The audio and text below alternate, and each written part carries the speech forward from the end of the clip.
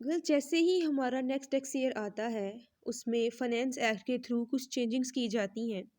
जो इससे प्रीवियस हमारा टैक्स लॉ था, वो चेंज था। टैक्स ईयर 2020 में आपके कैपिटल गेन्स में काफ़ी चेंजिंग्स किए गए हैं, वो चेंजिंग्स देखने वाले हैं हम। इससे पहले जो हम पढ़ा था, हमने मैंने आपको एक्सप्लेन किया था कि what are your capital gains या फिर कैपिटल एसेट कौन से होते हैं आपके। तो आपका सेक्शन 37 होता है कैपिटल गेन्स का। जब भी कोई पर्सन अपना कैपिटल एसेट सेल करता है in excess of its cost, तो उसको जो गेन होता है उसको हम कैपिटल गेन कहते हैं। हमने डेफिनेशंस वाले चैप्टर में कैपिटल एसेट की डेफिनेशन पढ़ी थी, और हमने ये पढ़ा था कि there are some assets that are not included in the definition of the capital asset. For example some raw materials, your suppliers, उसके अलावा जो आपके डेप्रिसिएबल एसेट्स होते हैं, या कोई भी ऐसा एसेट जो कि आप अपनी बिजनेस में यूज़ कर रहे होते हो, या फिर कोई भी ऐसी प्रॉपर्टी जो कि आप पर्सनल यूज़ के लिए यूज़ करते हो, वो सारे कैपिटल एसेट में इंक्लूड नहीं होते। ठीक है, उन सब के अलावा जो भी होंगे वो आपके कैपिटल एसेट होते हैं, कैपिटल एसेट होते हैं। अब यहाँ पर हम ये देखेंगे कि कैपिटल एसेट की कुछ एग्जांपल्स उसने गिवन की हैं। कैपिटल एसेट्स में सेक्शन 37 ए में उसने बताया है आपको, शेयर्स ऑफ पब्लिक कंपनी हमारे कैपिटल एसेट होते हैं। पीटीसीएल एक कंपनी है, उसके जो वाउचर सेल किए जाते हैं वो भी आपके क्या हैं, कैपिटल एसेट कहलाते हैं। उसके अलावा मुदारबा सर्टिफिकेट भी आपके कैपिटल एसेट्स होते हैं। उसके अलावा कोई भी इंस्ट्रूमेंट जो कि रिडीमेबल कैपिटल से किसी भी कंपनी का होगा, ऐसी कोई भी कंपनी जो कि कंपनीज एक्ट 2017 के अकॉर्डिंग रजिस्टर्ड हो, उसके कोई भी इंस्ट्रूमेंट वगैरह हो, चाहे वो शेयर है, चाहे कोई डिबेंचर है वगैरह, कुछ भी है, वो भी क्या कहलाएगा, हमारा कैपिटल एसेट कहलाएगा। डेट सिक्योरिटीज, डेट सिक्योरिटीज में आपके बॉन्ड्स, आपके फ्यूचर्स, आपके ऑप्शंस सारे आ जाते हैं। एंड डेरिवेटिव प्रोडक्ट्स, अभी जो मैंने फ्यूचर्स ऑप्शंस का नाम यूज़ किया है वो आपके डेरिवेटिव प्रोडक्ट्स होते हैं, जिनकी ऐसे एसेट जिनकी हम प्राइस को खुद डेरिवेट करते हैं, डिराइव करते हैं according to their underlying asset, underlying जो भी उनकी प्रॉपर्टीज़ होती हैं, उसके अकॉर्डिंग हमने इन प्रोडक्ट्स की वैल्यू को खुद डिराइव करना होता है। ठीक है, ये कुछ एग्जांपल उसने आपको दी है कैपिटल एसेट की। इससे पहले हमें ये कंफर्म नहीं होता था कि कैपिटल एसेट कौन कौन से होते हैं। ठीक है, ये सारी आप देख सकते हो कि जो ये बॉन्ड्स एंड सिक्योरिटीज़ जो कि हम अपनी मनी को या फाइनेंशियल स्ट्रक्चर को बनाने के लिए, डेवलप करने के लिए यूज़ करते हैं, वो सारे आपकी कैपिटल एसेट से कहलाती हैं। दूसरे वर्ड में इनको हम फाइनेंशियल इंस्ट्रूमेंट्स भी कह सकते हैं। मींस टैक्स लॉ में जो कैपिटल एसेट हैं वो बेसिकली आपके फाइनेंशियल इंस्ट्रूमेंट्स होते हैं। हो गया। उसके बाद कहता है examples of capital asset other than specified under section 37 ए। वो भी आपकी एग्जांपल्स ही हैं। इसमें आपकी शेयर्स ऑफ प्राइवेट कंपनीज आ जाती हैं। मेंबरशिप कार्ड, किसी भी कंपनी का मेंबरशिप कार्ड, किसी भी जो है कोई कोई भी बना दिया जाता है वेंचर या फिर कोई भी ट्रस्ट वगैरह, उसका जो मेंबरशिप कार्ड होता है वो सारे भी आपके कैपिटल एसेट कहलाते हैं। उसके अलावा पार्टनरशिप कंपनी के जो शेयर्स होते हैं, आपको पता है कि पार्टनरशिप जो है उसमें तो आप सारे पार्टनर्स मिलकर प्रॉफिट और कैपिटल इकट्ठा करते हैं ना। उसके अलावा भी इनके शेयर्स इशू हो जाते हैं अगर वो रजिस्टर्ड हों एक एक्ट के अंडर, तो उनके शेयर्स भी हमारा कैपिटल एसेट होंगे। इमूवेबल प्रॉपर्टीज भी हमारा कैपिटल एसेट है, और माइनिंग राइट्स भी हमारा कैपिटल एसेट है। माइनिंग राइट्स आप कानकुनी के जो एक ले लेते हो सर्टिफिकेट के, मैं इस जगह पर कानकुनी करूंगा या फिर माइनिंग करूंगा, तो वो भी आपका क्या कहलाएगा, कैपिटल एसेट कहलाएगा। ठीक है, कहते हैं for the purpose of taxation of capital gains, हम इनको 3 कैटेगरीज में डिवाइड कर सकते हैं। आपको पता है कि मैंने ये चीज़ पहले भी एक्सप्लेन की थी कि कैपिटल एसेट को जो टैक्सेशन है उसका प्रोसेस वो 3 तरीकों से होता है। सिक्योरिटीज़ का डिफरेंट होता है, इमूवेबल प्रॉपर्टी का डिफरेंट होता है, और इन दोनों के अलावा जितने भी हमारे कैपिटल एसेट्स होते हैं उनका प्रोसेस डिफरेंट होता है। अब आपको जो फर्स्ट चीज़ माइंड में रखनी है वो ये है कि कुछ आपके कैपिटल एसेट अंडर सेक्शन 37 ए आते हैं, कुछ ऐसे कैपिटल एसेट हैं जो कि इस सेक्शन के अंडर नहीं आते। उसने स्पेसिफिकली बताया है अलग ब्रैकेट में, other than specified in section 37 ए। ठीक है, ये सेक्शन 37 ए वाले हैं सारे। अब हम वन बाय वन देखते हैं कि इनका हम जो है टैक्स ट्रीटमेंट कैसे करते हैं और कितना इनके ऊपर टैक्स हमें पे करना पड़ता है। हम सबसे पहले एक बात करते हैं computation of capital gains on sale of securities. Securities जो आपके शेयर्स और डिबेंचर्स वगैरह होते हैं, जब आप उनको परचेज़ करते हैं तो डिफरेंट प्राइस पर परचेज़ करते हैं, जब आप उनको सेल करने लगते हैं तो उनकी सेल प्राइस डिफरेंट होती है। आपको ये पता है कि आपने अगर गेन कैलकुलेट करना होगा, तो जो किसी भी सिक्योरिटी के सेल प्रोसीड्स होते हैं उसमें से हम अगर उसकी कॉस्ट को या जिस प्राइस पर हमने उसको परचेज़ किया था उससे लेस कर दें तो आपके पास गेन आ जाता है। ठीक है, इसको आपकी बुक में A minus B is equal to C भी कहा जाता है। C means for capital gains, B for जो है कॉस्ट होती है, कॉस्ट ऑफ द एसेट, और ए फॉर आपका जिस प्राइस पर आपने उसको सेल किया होता है वो चीज़ आ जाती है। ठीक है, तो ये चीज़ आपको पहले से भी पता है कि किस तरह से कैपिटल गेन्स को कैलकुलेट किया जाता है। हम सिक्योरिटीज़ की बात कर रहे थे, holding period of a security, और ये चीज़ मैं आपको पहले भी बता चुकी हूँ। होल्डिंग पीरियड का मतलब है कि जितनी देर तक मैंने वो सिक्योरिटी अपने पास हेल्ड करके रखी। मीन्स आज से 2 साल पहले नवंबर में मैं स्टॉक एक्सचेंज गई और मैंने किसी कंपनी के शेयर्स परचेज कर लिए। ठीक है, मैंने उनको 1 साल के लिए होल्ड किया और नवंबर 2020 में मैंने उनको सेल कर दिया। तो जब मैंने टाइम पीरियड काउंट किया तो कितना साल बना? 1 साल। Means from the day security is bought and till the day that the security is sold, जितना भी टाइम पीरियड दरमियान में आता है वो आपका क्या कहलाता है? होल्डिंग पीरियड कहलाता है। और हमने हमेशा सिक्योरिटीज़ को, इमूवेबल प्रॉपर्टी को उनके होल्डिंग पीरियड के अकॉर्डिंग ही टैक्सेबल करना होता है। ठीक है, अब सिक्योरिटीज़ के लिए हम देखें तो हमने पहले भी देखा था, डिफरेंट डेट्स थी। ऐसी कोई भी सिक्योरिटी जो कि आपने 1 जुलाई 2013 से पहले पहले परचेज की थी, 2013 का जो टैक्स ईयर था, अगर उससे पहले आपने जितनी भी सिक्योरिटीज़ परचेज की थी, अब 2021 में आकर आपको उनके ऊपर 0% टैक्स पे करना है।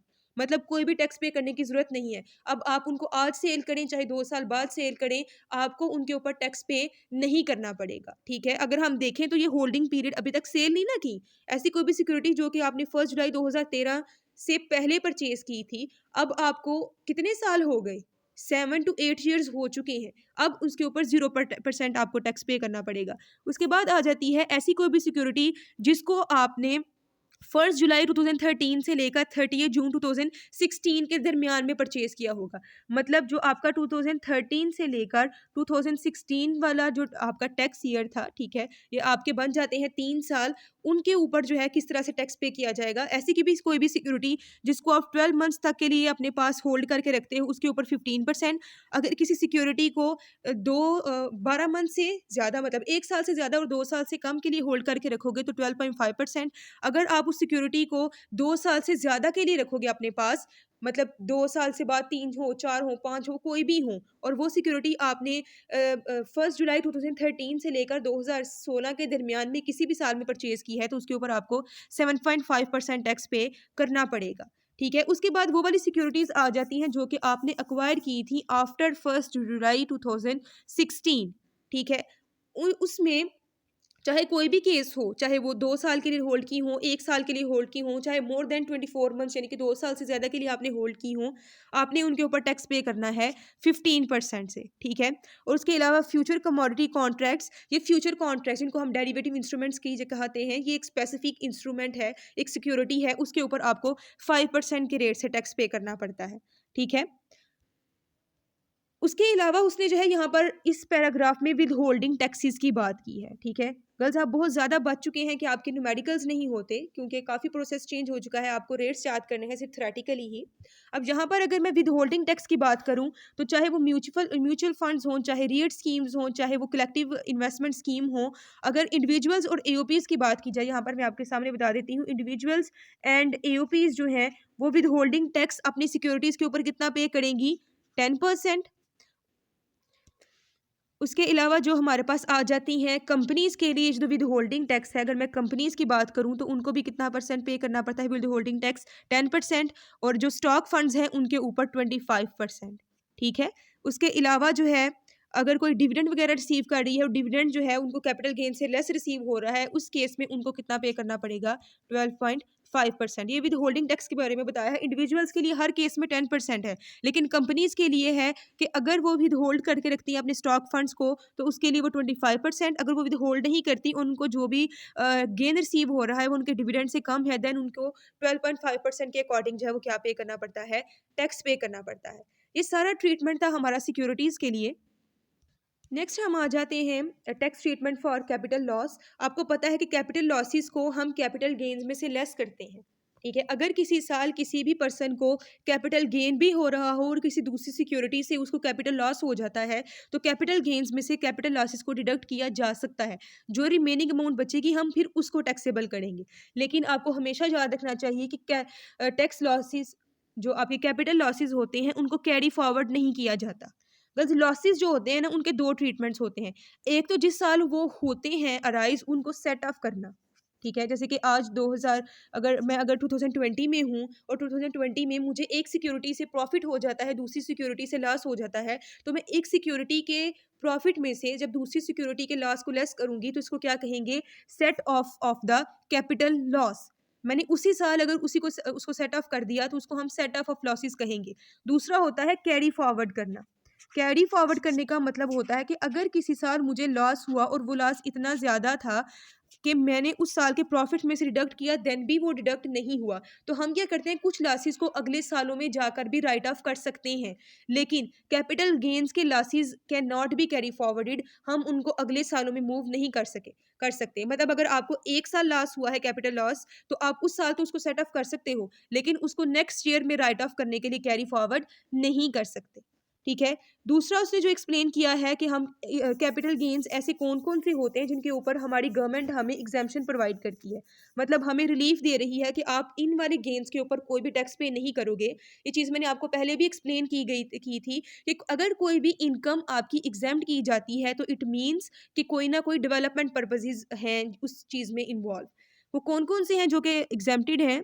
सबसे पहला है shares of a company in export processing zone. ऐसी कोई भी कंपनी जो कि जोन में बनाई गई होगी उस इलाके में जो कि अंडर डेवलप्ड होते हैं। बेसिकली हर साल जो है फेडरल गवर्नमेंट ऑफिशियल गजट में बताती है कि कौन सा इलाका एक्सपोर्ट प्रोसेसिंग जोन है। ऐसे इलाके जो फॉरफ्रंट्स जो होते हैं, जो अंडर डेवलप्ड होते हैं, वहाँ पर ये जोन्स मेंटेन किए जाते हैं उन इलाकों के डेवलपमेंट के लिए, ठीक है। तो कोई भी कंपनी अगर इस जोन में बनाई गई होगी तो उसके शेयर्स के ऊपर जो भी गेन्स होंगे वो एग्जेम्प्टेड होंगे, ठीक है। उसके अलावा है immovable property sold to the development REIT scheme with the object of development. हाँ, जो रिएट स्कीम है, रियल इस्टेट इन्वेस्टमेंट स्कीम्स को कहा जाता है। ये एक ट्रस्ट है, रियल इस्टेट इन्वेस्टमेंट ट्रस्ट, जो कि इमूवेबल प्रॉपर्टी स्टोर करती है। रियल इस्टेट ज़मीन को कहते हैं ना, तो जो ज़मीनें सोल्ड करती है उसके जो भी आपके सिक्योरिटीज़ होंगे, उस स्कीम की जितनी भी सिक्योरिटीज़ होंगी, उनके लॉसेस सॉरी कैपिटल गेन्स को भी एग्जाम्प्ट किया जाता है। और लास्ट में वो कहता है कि अगर कोई भी स्टॉक एक्सचेंज का मेंबर है, ठीक है, उसके पास कुछ शेयर्स हैं और उन शेयर्स की क्लियरिंग करनी है उसने, ठीक है, और वो शेयर्स जिनकी क्लियरिंग करनी है वो किसी कॉर्पोरेट स्टॉक एक्सचेंज से रिलेट कर रहे होंगे, तो जब वो कॉर्पोरेट स्टॉक एक्सचेंज के शेयर को किसी एग्जिस्टिंग स्टॉक एक्सचेंज के शेयर्स के साथ ट्रांसफ़र करेगा और नए वाली के एक्वायर करेगा शेयर्स, तो जो एक्वायर करने पे उनको जो भी गेन रिसीव होगा वो भी एग्जेम्प्टेड होगा, क्योंकि वो नई वाली स्टॉक एक्सचेंज की डेवलपमेंट के लिए काम कर रहा है, ठीक है। जब आप कोई नई चीज़ बनती है तो उसका रिस्क बहुत ज़्यादा होता है ना, तो आपने एक न्यू चीज़ को प्रमोट किया, उसके शेयर्स परचेज किए, उसको इन्वेस्टमेंट प्रोवाइड की, तो उसको भी इनकरेज करने के लिए उनके ऊपर टैक्स पे नहीं किया जाता, ठीक है। उसके बाद हम पॉइंट नंबर बी पर आ जाते हैं, computation of capital gain on disposal of immovable property. अब इमूवेबल प्रॉपर्टी का प्रोसेस उन्होंने टोटली चेंज कर दिया है। पहले हम इमूवेबल प्रॉपर्टी, चाहे वो आपकी लैंड थी, मतलब जो आपकी एक स्ट्रक्चर्ड लैंड होती है जिसके ऊपर कुछ भी बिल्ड नहीं किया गया होता, वो हो, चाहे आपकी बिल्डिंग हो, चाहे आपकी प्रॉपर्टी हो, सबको एक तरह से ट्रीट किया जाता था, ठीक है। लेकिन टैक्स ईयर 2020 में सबको सेपरेटली ट्रीट किया जाएगा। सबसे पहले जो हमने एक्सप्लेन किया है, जो आपका फर्स्ट पार्ट है, वो प्लॉट के लिए है। प्लॉट मीन्स अनस्ट्रक्चर्ड लैंड, ऐसी ज़मीन जिसके ऊपर कुछ भी नहीं बनाया गया। अगर हम वो ज़मीन परचेज़ करते हैं और उसको सेल कर देते हैं और उसके सेल करने पर हमें कोई गेन होता है, उसको हम किस तरह से टैक्सेबल करेंगे, वो इस टेबल में बताया गया है आपको। होल्डिंग पीरियड का आपको पता है कि जब आप एक एसेट को एक्वायर करते हो और जब आप उसको सेल कर देते हो, उन दोनों के दरमियान में जो टाइम पीरियड होता है वो आपका होल्डिंग पीरियड कहलाता है। अब अगर कोई भी पर्सन एक प्रॉपर्टी परचेज करता है, एक प्लॉट जो कि खाली था बिल्कुल, वो परचेज करता है और परचेज करने के 1 साल के अंदर अंदर, मतलब विद इन 12 मंथ्स उसको सेल कर देता है, तो जितना भी उसको गेन होगा उतना का उतना टैक्सेबल होगा। बात की समझ आई? टोटली गेन जो है हमारा टैक्सेबल है, 100% of the gain will be taxable. उसके अलावा दूसरा केस है कि अगर आपने एक प्लॉट आज खरीदा, लेकिन 1 साल से अ, उसको होल्ड करके रखा, 1 साल से ज़्यादा लेकिन 8 साल से कम, मतलब आपका होगा more than 1 year but less than 8 year, ठीक है। तो आप इस तरह से कह सकते हो, उसके ऊपर आपको 75% ऑफ द गेन के ऊपर टैक्स रेट जो है वो पे करना पड़ता है, ठीक है, टोटल गेन के ऊपर नहीं, बल्कि जो गेन होगा उसका 75% के ऊपर आपको टैक्स पे करना पड़ेगा। और उसके अलावा अगर आप कोई भी प्लॉट अपने पास 8 साल से ज़्यादा के लिए होल्ड करके रखते हो, तो फिर आपको कोई भी टैक्स पे नहीं करना पड़ता। ये बिल्कुल चेंज है आपकी प्रीवियस वाले से, जो कि मैंने आपको पहले बताया था। हम यहाँ पर लिख सकते हैं कि अगर कोई भी प्लॉट जो है वो आप लेस देन 1 ईयर के लिए करते हो, ठीक है? अगर आपका 1 साल का अगर देखा जाए तो वो 100% of the gain will be taxable. अगर आप 1 साल से ज़्यादा लेकिन 8 साल से कम के लिए कर रहे हो, देन 75% ऑफ द गेन। और अगर आप 8 साल से ज़्यादा के लिए होल्ड करके रखते हो, तो फिर आपका कुछ भी टैक्सेबल नहीं होगा, मतलब 0% आपका टैक्सेबल हो रहा है यहाँ, ठीक है? ये आपका किसके लिए था? प्लॉट के लिए। अब हम नेक्स्ट मूव कर जाते हैं। यहाँ पे उसने कुछ नोट्स भी एक्सप्लेन किए हैं आपको। नोट्स में वो क्या कहता है, हमने कहा कि खाली ज़मीन है। अब आपको ये भी पता है कि जो ऑफ़िशियल्स होते हैं गवर्नमेंट के या फिर आर्मी के, जो शहीद होते हैं, उनके जो डिपेंडेंट्स, जो आप उनके ऑर्फन वग़ैरह होते हैं, उनको भी ज़मीनें दी जाती हैं, ठीक है? तो यहाँ पर जो उसने नोट्स में एक्सप्लेन किया है, बेसिकली वो हैं जो कि जो पीछे हमने पढ़ा उससे डिफरेंट कर रही हैं। उनके कॉन्ट्रास्ट में है। पहले उसने कहा कि अगर कोई भी ज़मीन, कोई भी प्लॉट किसी एक्स सर्विसमैन, मतलब जो कि गवर्नमेंट को सर्व कर रहा होगा, जो गवर्नमेंट ऑफिशियल्स होते हैं, जिसको सरकारी नौकर कहा जाता है। तो ऐसा कोई भी पर्सन जो कि एक्स सर्विसमैन होगा या फिर आर्मी का पर्सन होगा, हमने उसको ज़मीन दी हो और वो रिटायर हो गया है, तो हमने वो ज़मीन उसको दे दी और वो अभी ज़िंदा है और उसने अपनी एक्स सर्विसमैन ने ज़मीन सेल की है, तो उसका जो गेन होगा हम उसके 50% रिड्यूस करके फिर टैक्स पे करेंगे। ठीक है? बाकी सारा कुछ सेम होगा, लेकिन हम जो टैक्स रेट है उसको 50% से रिड्यूस कर लेंगे। दूसरे हमारे पास आ जाते हैं कि ऐसे कैपिटल गेन्स जो कि एक प्लॉट को सेल करने पर रिसीव होंगे डिपेंडेंट्स को। डिपेंडेंट कौन से? जो कि कोई शहीद वगैरह है आर्मी का या फिर प्रोविंशियल गवर्नमेंट का या फिर कोई फेडरल गवर्नमेंट का। और वो खुद तो जो है ऑफिशियल पर्सन उसकी डेथ हो चुकी है, लेकिन उसकी फैमिली है पीछे, उसको कोई ज़मीन दी गई थी। उस केस में अगर कोई शहीद का ऑर्फन जो है वो अपनी ज़मीन सेल करता है, तो उसके ऊपर कोई भी टैक्स पे नहीं किया जाएगा। जो पीछे हमने देखी कि होल्डिंग पीरियड के अकॉर्डिंग हम टैक्स पे करेंगे, वो सेकंड वाले पॉइंट में, मतलब जो शहीद हैं उनके ऊपर कुछ भी टैक्स पे नहीं किया जाता, उनको 0% टैक्स पे करना पड़ता है, ठीक है? उसके बाद हमारे पास आ जाते हैं capital gains on immovable property is calculated by reducing. ये आपको पता है कि आप कैसे कैलकुलेट करते हो। कॉस्ट ऑफ द प्रॉपर्टी को लेस कर देते हो डिस्पोजल ऑफ द प्रॉपर्टी में से। डिस्पोजल कहते हैं जो प्राइस आपने, जिस प्राइस पर आपने अपनी प्रॉपर्टी को सेल किया होता है, ठीक है, वो डिस्पोजल प्राइस आ जाती है। और कॉस्ट ऑफ द प्रॉपर्टी जिसमें आपने उसको परचेज किया था, ठीक है, तो परचेज प्राइस को लेस कर देंगे सेल प्राइस में से, तो आपके पास कैपिटल गेन आ जाएगा। ये चीज़ मैं पहले भी एक्सप्लेन कर चुकी हूँ। उसके बाद आपके पास आ जाता है पॉइंट नंबर बी का पार्ट 2 सेक्शन 2 के प्लॉट के अलावा यहाँ पर हम बाकी सारी कंस्ट्रक्टेड प्रॉपर्टीज़ की बात करेंगे। आप यहाँ पर देख सकते हो उसने लिखा है कंस्ट्रक्टेड प्रॉपर्टी। पहले प्लॉट थे जो खाली ज़मीन थी, अब कंस्ट्रक्टेड बिल्डिंग वगैरह की बात कर रहा है, जहाँ पर आपने कोई छत बनाया होगा, वो सारी चीज़ें। उनका किस तरह से मैनर है टैक्सेशन का। अगर कोई भी कंस्ट्रक्टेड प्रॉपर्टी आप 1 साल से कम के लिए होल्ड करके रखते हो, मतलब लेस देन 12 मंथ्स, तो 100% ऑफ द गेन टैक्सेबल होगा। अगर कोई भी प्रॉपर्टी या कोई भी बिल्डिंग जो है वो 1 साल से ज़्यादा लेकिन 4 साल से कम के लिए होल्ड करके रखते हो, तो 75% ऑफ द गेन होगा। और अगर आप किसी भी प्रॉपर्टी को 4 साल से ज़्यादा के लिए होल्ड करके रखते हो, देन कुछ भी टैक्सेबल नहीं होगा, ठीक है? तो वहाँ पर जो पिछले वाले में था वो टाइम पीरियड चेंज था। यहाँ पर हम अगर बनाएँ वो वाला जो टेबल हमने लास्ट टाइम बनाया था, कि अगर आप कोई भी प्रॉपर्टी लेस देन 1 ईयर अपने पास होल्ड करके रखते हो, तो आपका 100% गेन टैक्सेबल होगा। अगर कोई भी प्रॉपर्टी, कोई भी बिल्डिंग आप 1 से 4 सालों के लिए होल्ड करके रखोगे, तो 75% ऑफ द गेन टैक्सेबल होगा। और अगर आप मोर देन 4 ईयर कर देते हो, देन 0% रेट आपका टैक्सेबल होगा। अब हमने ये तो देख लिया कि कितने-कितने परसेंट जो है गेन हम टैक्सेबल करेंगे, ठीक है? टोटल गेन टैक्सेबल होगा या फिर कुछ portion of the gain taxable होगा। अब जितना पोर्शन बनता है उस गेन का, उस गेन के ऊपर हमने टैक्स कितने परसेंट पर पे करना है, ठीक है? वैसे सिंपल वर्ड्स में मैं आपको बताती हूँ कि अगर मुझे गेन हुआ है 10,000 का, ठीक है? और मैंने कोई भी प्रॉपर्टी, मैं इस वाले की एग्ज़ाम्पल ले रही हूँ, दोनों की सेम ही है, दोनों का जो नेक्स्ट मैं अभी आपको समझाने लगी हूँ, सेम ही होगा। अगर मुझे एक प्रॉपर्टी पर, एक इमूवेबल प्रॉपर्टी पर गेन रिसीव हुआ है रुपीज़ 10,000 का, तो उसमें मैं टैक्सेबल कितना करूँगी? अगर मेरा होल्डिंग पीरियड जो है वो 1 ईयर से एक्सीड नहीं किया, तो मेरा 100% ऑफ द गेन टैक्सेबल होगा ना। देन मेरा गेन जो है वो इतना ही होगा और इसके ऊपर मैं डिफरेंट टैक्स रेट्स अप्लाई करूँगी, ठीक है। दूसरा केस कि अगर मेरा गेन जो है किसी भी प्रॉपर्टी के ऊपर रुपीज़ 10,000 है और उसके ऊपर मैंने जो प्रॉपर्टी थी वो मोर देन 1 ईयर के लिए होल्ड की थी, लेकिन लेस देन 4 ईयर्स के लिए अपने पास रखी। तो उस केस में मेरा 75% ऑफ द गेन टैक्सेबल होगा ना, तो क्या किया जाएगा 10,000 का 75% लिया जाएगा। तो वो कितनी अमाउंट बन जाती है? ये बन जाएगी रुपीज़ 7500। पहले वाले केस में मैं इसके ऊपर टैक्स पे करूँगी, दूसरे वाले केस में जब मैंने प्रॉपर्टी को होल्ड करके रखा था फॉर मोर देन 1 ईयर, उसमें इतने परसेंट पे टैक्सेबल जो है करूँगी। अब इसको टैक्सेबल करना कैसे है, वो रेट्स इस सेक्शन में बताए गए हैं, ठीक है। अब हम इसको देखते हैं कि वंस आपने एक दफ़ा देख लिया हो कि कितना गेन आपने टैक्सेबल करना है, वो हम कैलकुलेट कर लेंगे और उसके बाद हम देखेंगे कि रेट ऑफ टैक्सेस कितने होंगे, वो इसमें बताए गए हैं, ठीक है। अगर किसी भी प्रॉपर्टी का गेन जो है वो 5 मिलियन से एक्सीड नहीं कर रहा, तो उसका कितना परसेंट टैक्स पे करना पड़ेगा? 5%। मतलब ये आपका 5 मिलियन से कम है ना, हम इसके ऊपर कितना टैक्स पे करेंगे?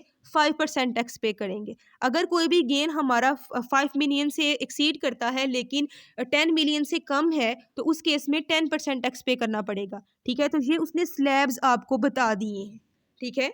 दोबारा से एक्सप्लेन कर देती हूँ आपकी इमूवेबल प्रॉपर्टी वाले को।